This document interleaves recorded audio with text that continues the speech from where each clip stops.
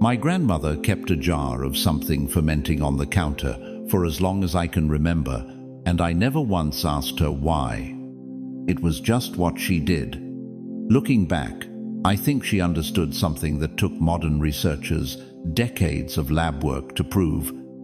The food you eat either builds your gut or slowly wears it down. Here's a question worth sitting with for a second. What if some of the best dietary advice available to you right now isn't from a nutritionist's latest post, but from a text over 2,000 years old? The Bible was never written as a health manual, but the food running through its pages, grains harvested by hand, legumes stored through famine, fruit growing wild on hillsides, lines up with almost everything modern gut science has confirmed about fiber, fermentation, and the trillions of bacteria living in your intestines. Today we're looking at 9 of those foods. A few are named directly in Scripture in some fairly dramatic scenes. A couple are here because they represent the exact same principle, even if they grew somewhere the biblical writers never saw. Stick around for the last one. It's a grain most people have never cooked with, and once you hear what may separate it from the wheat sitting in your pantry right now, you may look at your bread differently. As always, this is general information, not medical advice. So check with your doctor before making major changes if you're managing a health condition. 1. Barley. Barley might be the most quietly important grain in the entire Bible. It's named as one of the 7 species defining the Promised Land in Deuteronomy. Ruth gleans it from the fields of Boaz, an act of survival that becomes the foundation of one of Scripture's best-known love stories. A Midianite soldier dreams of a barley loaf tumbling into camp and flattening a tent, interpreted as a sign of Gideon's coming victory. And centuries later, when a boy offers up 5 barley loaves and 2 small fish, Jesus feeds a crowd of thousands with them. Not wheat, the grain of the wealthy. Barley, the grain of ordinary working people. That detail matters. In the ancient world, barley was eaten far more widely than wheat, part of why it kept showing up in stories about survival and ordinary people getting by. The reason barley earns a place near the top of any modern gut health list is its beta-glucan content, a soluble fiber that rivals, and in some studies exceeds, what you'd get from oats. Barley also brings meaningful insoluble fiber alongside it, giving it a 2-part effect. Soluble fiber feeding your microbiome and helping regulate blood sugar. Insoluble fiber, keeping digestion moving at a healthy pace. When gut bacteria ferment barley's beta-glucan, they produce short-chain fatty acids, including butyrate, acetate, and propionate, compounds that calm inflammation and help maintain the strength of your gut barrier, the thin lining standing between your intestinal contents and your bloodstream. The evidence is strong enough that the FDA has approved a specific health claim. Consuming at least 3 grams of barley beta-glucan daily may reduce the risk of heart disease by binding to cholesterol-carrying bile acids and helping remove them from the body. Barley contains gluten, so it's off the table if you have celiac disease or a confirmed sensitivity. For everyone else, it works well, stirred into soup, simmered into stew, or swapped in for rice as a side. And it holds its texture far better than rice does in a pot that sits on the stove a while. There are 2 main forms worth knowing. Hulled barley, the least processed version, keeps the most fiber and nutrients intact, closest to what would have been eaten in the ancient world. Pearl barley, more common on supermarket shelves, has had some of its outer bran polished away, speeding up cooking but trimming some fiber along the way. Both are worthwhile. Hulled just holds a slight edge, at the cost of a longer simmer. Barley belonged to ordinary people. This next food was reserved for something far more ceremonial. 2. Pomegranate. Pomegranates show up in some of the most visually specific passages in the Old Testament. God instructs that the hem of the high priest's robe be embroidered with pomegranates in blue, purple, and scarlet thread, alternating with small gold bells. Solomon's temple pillars, named Jachin and Boaz, were decorated with carved pomegranate networks at their capitals. The fruit appears repeatedly in the Song of Songs as a symbol of beauty, and when spies returned from scouting Canaan, pomegranates were part of what they carried back as proof of the land's abundance, alongside grapes and figs. This was not a background fruit. It was worked into gold thread and carved stone because it meant something. Nutritionally, pomegranates hold their own just as well. A cup of the ruby-colored seeds, called arils, delivers around 7 grams of fiber, and the fruit is one of the most concentrated sources of antioxidants in the produce section, specifically compounds called punicalagins and elagitannins. Here's where it gets interesting.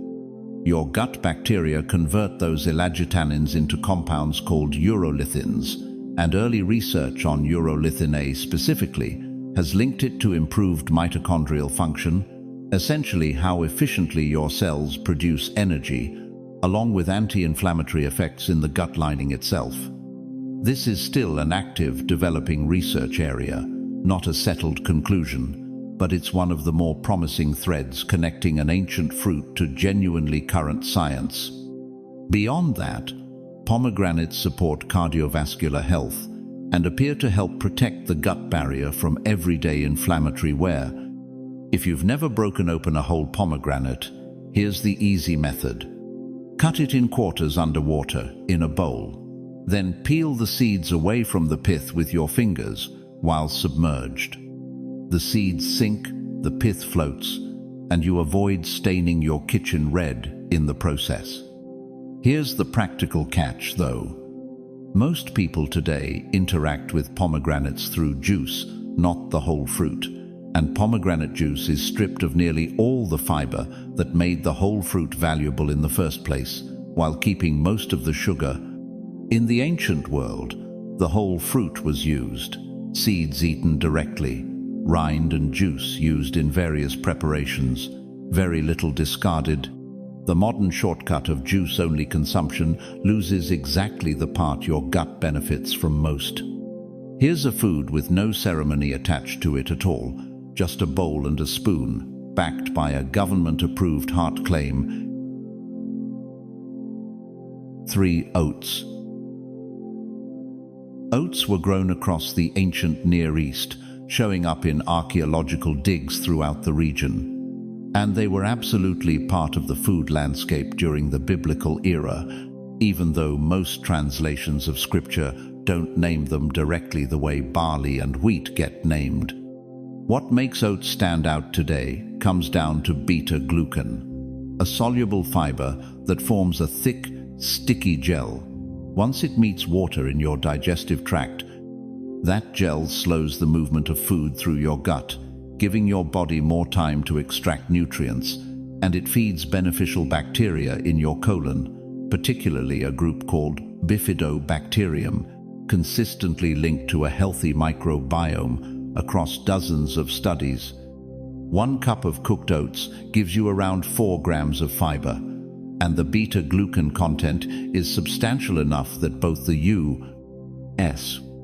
Food and Drug Administration and the European Food Safety Authority have approved official health claims connecting oat beta-glucan to reduced heart disease risk. That's a meaningfully high bar. Those approvals only come after a large body of solid human clinical evidence, not marketing language. The mechanism behind the heart benefit and the gut benefit is the same one. The gel formed by beta-glucan binds to bile acids in your digestive tract. Since your liver makes those bile acids using cholesterol, and the gel carries them out of your body in stool instead of letting them get reabsorbed, your liver has to pull more cholesterol from your bloodstream to replace them. Over time, That steadily lowers LDL cholesterol. Oats also carry a low glycemic index, releasing sugar into your bloodstream slowly and gently. Part of why a real bowl of oatmeal tends to hold you over so much longer than a sugary cereal that leaves you hungry an hour later. A plain bowl with fruit and a spoon of nut butter stirred in covers a lot of ground nutritionally, and it takes about 5 minutes. Here's a comparison worth knowing.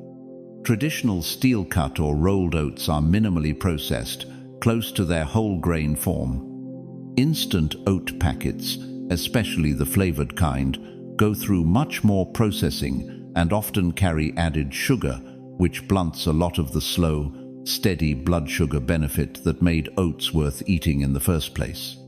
One more note. Oats are commonly processed in facilities that also handle wheat, so cross-contamination with gluten is common. If you have celiac disease, look specifically for certified gluten-free oats. Drop this next seed in water and watch what happens within minutes. It's nothing like oats. 4. Chia seeds. Chia seeds didn't grow anywhere near the biblical world. They're native to Central and South America, first cultivated by the Aztec and Maya, who reportedly carried them as rations for long journeys, a sustained energy source for runners and warriors, covering serious distances on foot. It's a strikingly different ancient use than how most people reach for chia today, stirred into a smoothie bowl rather than carried into battle. But the underlying principle, a tiny seed carrying a disproportionate amount of nourishment, echoes something familiar throughout Scripture too, that small things are rarely as small as they look. Here's what makes chia genuinely unusual. As a gut food, chia seeds can absorb up to 12 times their own weight in water, forming a thick, gel-like substance in the process.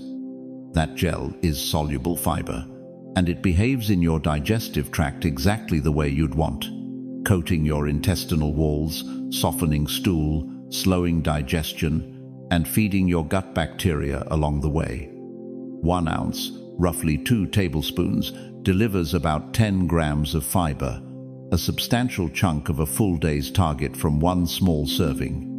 Most of it is insoluble, adding bulk and encouraging regularity. But there's enough soluble fiber present to support your microbiome directly too. Fermentation studies using chia seed mucilage have shown it significantly boosts short-chain fatty acid production and increases the abundance of beneficial bacteria in the colon, functioning as a genuine prebiotic. Chia also delivers alpha-linolenic acid, the same plant-based omega-3 found in flaxseed, along with a meaningful amount of calcium, phosphorus, and magnesium, 3 minerals that matter a great deal for bone health, especially as you get older. Because chia has almost no flavor of its own, it disappears into anything: water, yogurt, oatmeal, soup, smoothies. Soak it for a few minutes first to let the gel fully form, which also makes it gentler on digestion. A basic overnight version, 2 tablespoons of seeds stirred into a cup of milk or a milk alternative, and left in the fridge overnight, turns into a pudding-like breakfast by morning. One safety note that's easy to overlook: never eat a spoonful of dry chia seeds, followed by just a small sip of water. They swell quickly once they hit moisture, including in your throat, which creates a real choking risk. Always mix them into liquid or let them soak first. Long before smoothie bowls existed, one food was already being pressed into service as a blessing over an entire land. 5. Dates. Dates hold a formal place in Scripture as one of the 7 species named in Deuteronomy, the specific foods called out as gifts of the Promised Land. Many scholars believe the honey mentioned alongside olive oil in that same list actually refers to date honey, a thick syrup made by cooking down the fruit rather than honey from bees, which would make dates a source of both fruit and sweetener in the ancient diet. The Psalms compare a righteous, flourishing life to a palm tree, and date palms were significant enough in the ancient world to appear stamped on coins and carved into monuments. A serving of 3 or 4 pitted dates gives you around 3 to 4 grams of fiber, mostly insoluble, keeping digestion moving at a steady pace. But the more interesting part isn't the raw fiber number. It's how that fiber interacts with the natural sugar dates carry. Dates are sweet largely because of fructose, but that sugar arrives bundled together with fiber, meaning your body has to work through the fiber to access it, resulting in a slower, gentler rise in blood sugar than you'd get from anything processed and refined. Dates also carry a meaningful load of polyphenols, and research has found regular date consumption increases populations of beneficial gut bacteria, while helping reduce inflammation markers in the digestive tract.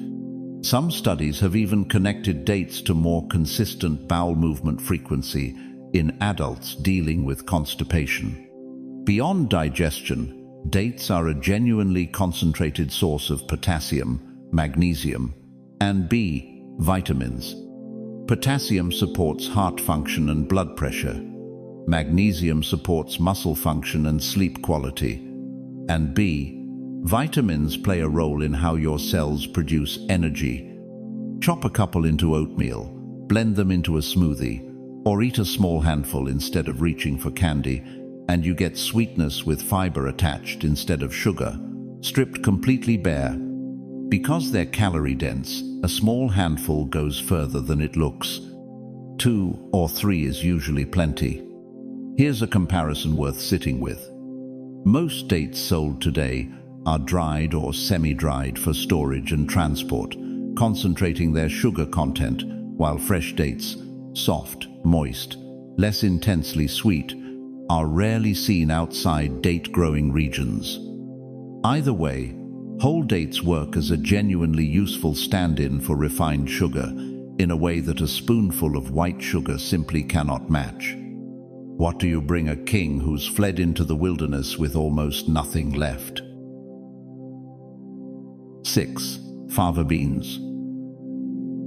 When David fled into the wilderness during his own son Absalom's rebellion against him, supporters met him there with supplies meant to keep his exhausted people alive: wheat, barley, flour, roasted grain, cheese, and beans, specifically fava beans, alongside lentils. It's a small detail in a much bigger story, but it tells you something about what counted as essential, life-sustaining food in a genuine crisis. Fava beans made that list. The prophet Ezekiel's symbolic siege bread, made from 6 combined ingredients to represent survival through famine, includes them too. Fava beans, sometimes called broad beans, are one of the oldest cultivated legumes on record, and a cooked cup delivers close to 9 grams of fiber, alongside a solid 13 grams of plant protein and a strong dose of folate. Like other legumes on this list, fava beans carry resistant starch that survives digestion in your small intestine and reaches your colon intact, feeding beneficial bacteria and supporting butyrate production there. The fiber and folate combination also appears to support heart health by helping regulate homocysteine, an amino acid that, at elevated levels, is linked to cardiovascular risk. For most people, fava beans are simply a nourishing, protein and fiber-rich legume worth adding into regular rotation. One safety note worth knowing: not to alarm you, just to be thorough. A relatively small number of people, mostly those with a genetic condition called G6PD deficiency, can have a serious reaction to fava beans, a condition actually called favism. If you've never eaten them and you're unsure, it's worth checking with a doctor first, particularly if you have a family history of G6PD deficiency, more common in certain Mediterranean, African, and Asian ancestries. Here's what's remarkable. The dishful madame's, fava beans slow-cooked and mashed with olive oil, garlic, and lemon, is still eaten as a breakfast staple across Egypt and much of the Middle East today, in a form that's changed astonishingly little in thousands of years. Few foods on this list connect the ancient world to a modern plate as directly as this one does.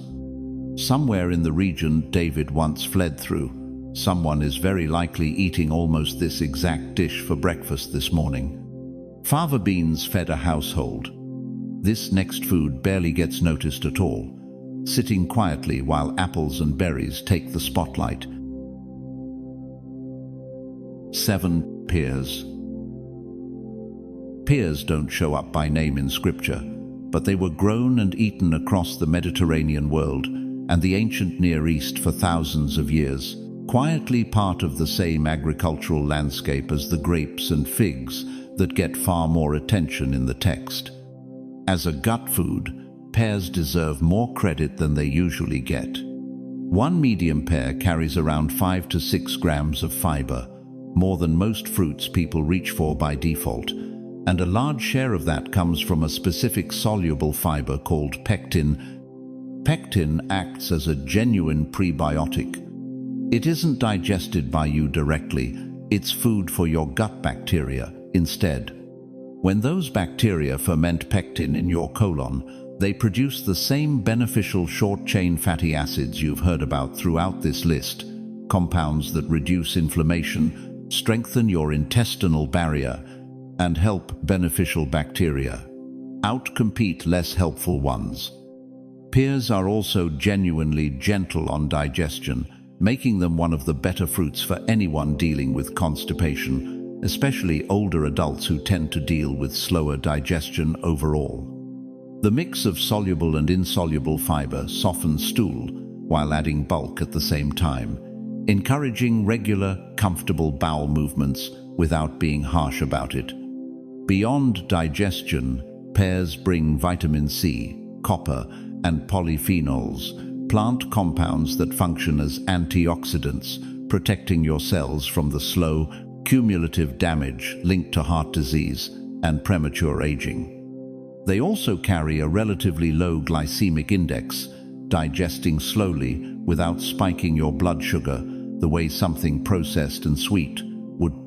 Let them ripen at room temperature until they give slightly near the stem, then eat the whole thing, skin included. One detail worth remembering: eat the skin. A meaningful share of a pear's fiber sits in the peel itself, so peeling it before eating leaves some of the most useful part behind, uneaten, in the trash.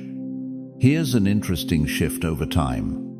Ancient pear varieties were smaller, harder, and noticeably more tart than what you'll find at the grocery store today. Centuries of selective breeding pushed modern pears towards sweeter, larger, and softer.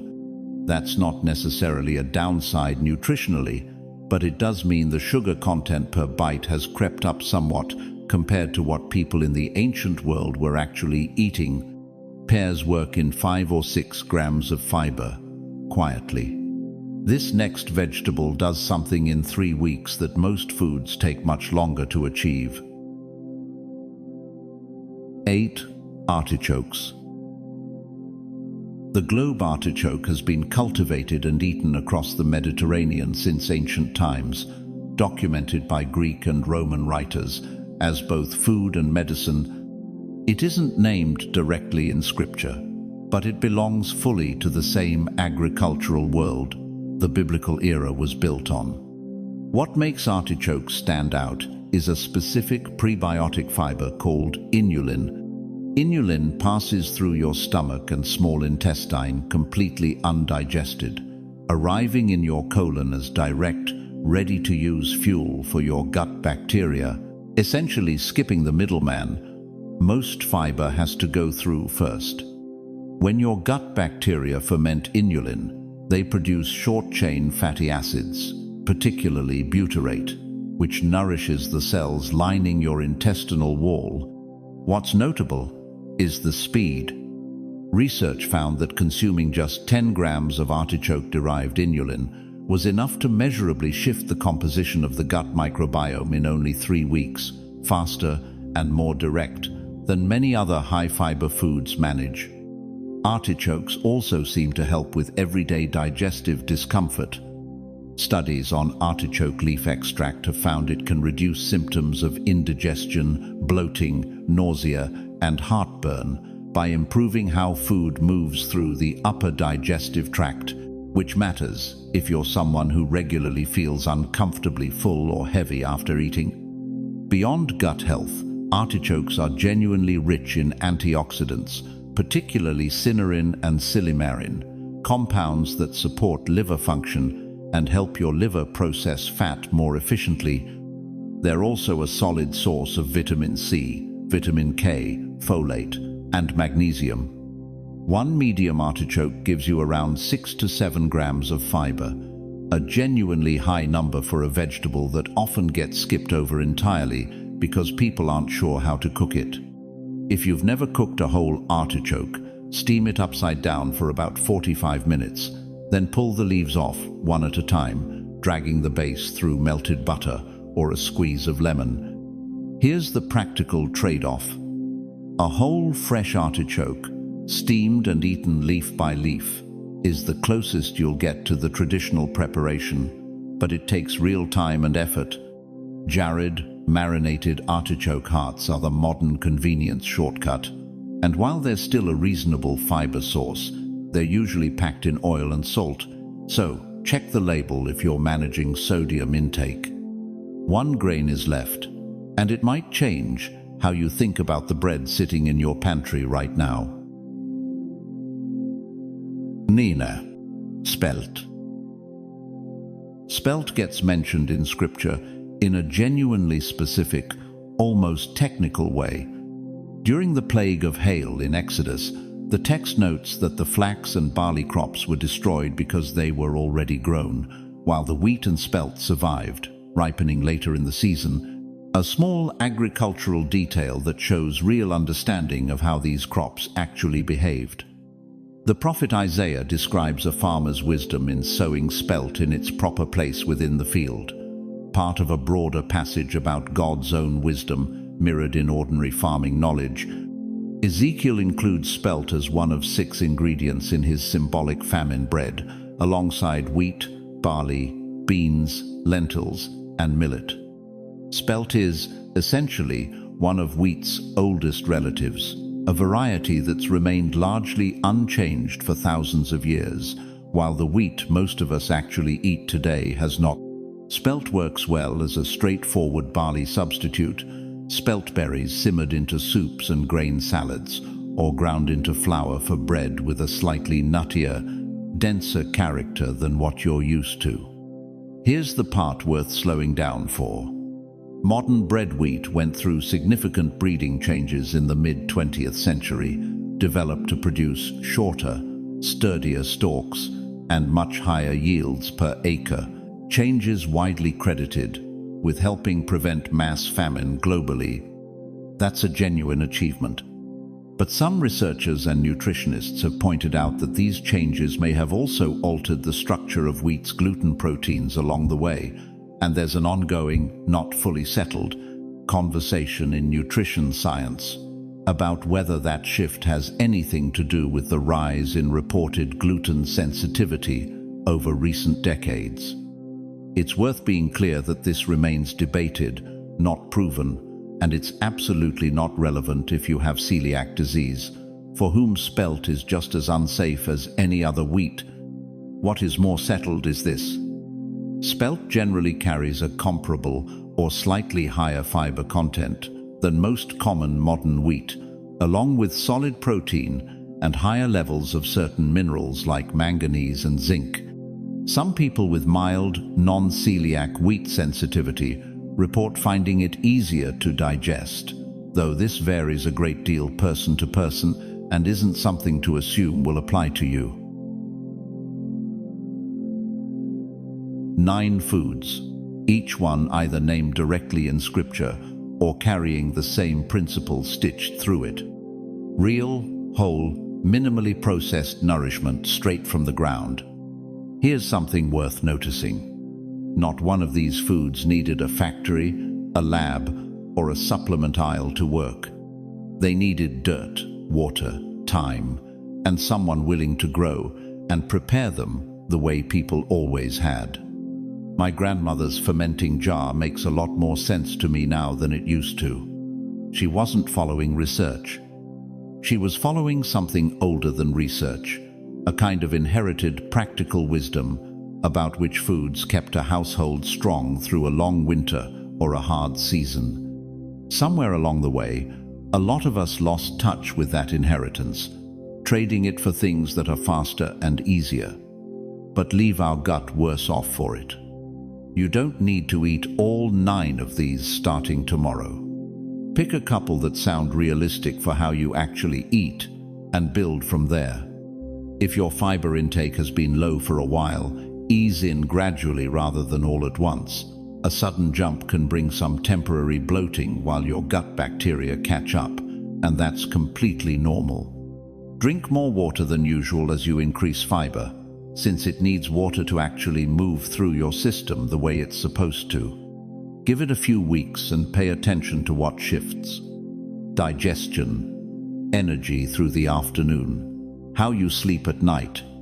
These things tend to be more noticeable than people expect. What did your grandparents or great-grandparents actually eat, if you know?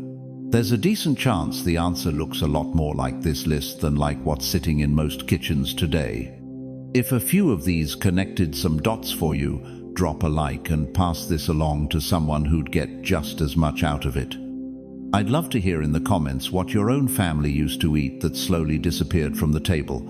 And subscribe if you want more deep dives into ancient food, wisdom like this one,